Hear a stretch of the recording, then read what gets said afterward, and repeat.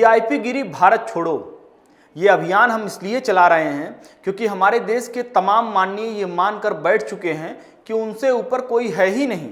जनता की उंगली की ताकत लेकर 5 साल तक किस तरह से वो वीवीआईपी कल्चर के नाम पर पूरी तरह से मनमानी करने की कोशिश करते हैं। देश के सामने एक बड़ा सवाल है, क्योंकि जब जनता संप्रभु है तो फिर आखिर जनता के लिए सुविधाएं न के बराबर और माननीयों को चाहिए वीवीआईपी वाला पूरा ट्रीटमेंट, ये आखिर कहां तक जायज है।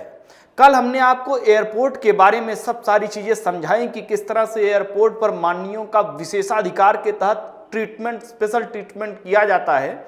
आज हम आपको बताएंगे कि किस तरह से उत्तर प्रदेश में एक कैबिनेट मंत्री जिनका नाम है धर्मपाल सिंह, उन्होंने कल ट्रेन पकड़कर, इनको बरेली जाना था, ट्रेन पकड़ने में आसानी हो जाए, पैदल ना चलना पड़े, इसलिए इनकी गाड़ी को रेलवे न्यायालय के सामने दिव्यांगों के रैंप पर चढ़ाते हुए सीधे प्लेटफार्म नंबर 1 से सटे एस्केलेटर तक चढ़ा दिया गया।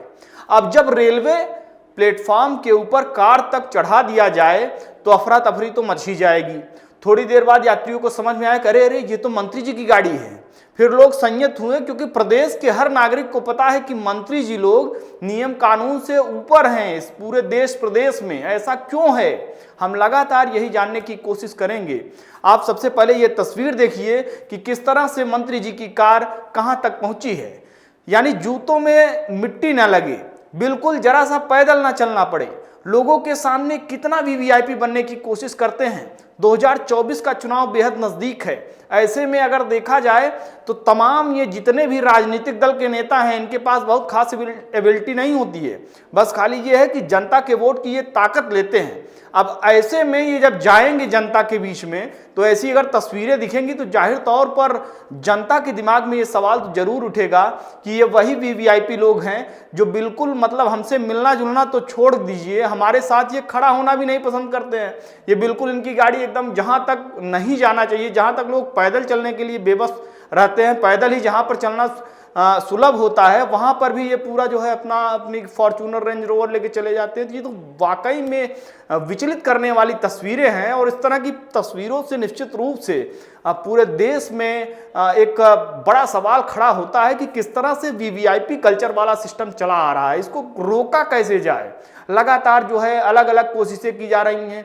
देश के प्रधानमंत्री नरेंद्र मोदी भी कह चुके हैं कि वीवीआईपी वाला सिस्टम जो है थोड़ा सा कम करिए, जनता के बीच में रहिए, जाइए, उनकी समस्याओं को समझिए। लेकिन पता नहीं कौन सा किस बात का रुआब रहता है, किस बात की ऐठन रहती है, समझ में नहीं आता इन लोगों को। देखिए, सबसे पहले आप एक के बाद एक अलग अलग तस्वीरों में देखते चले जाएंगे।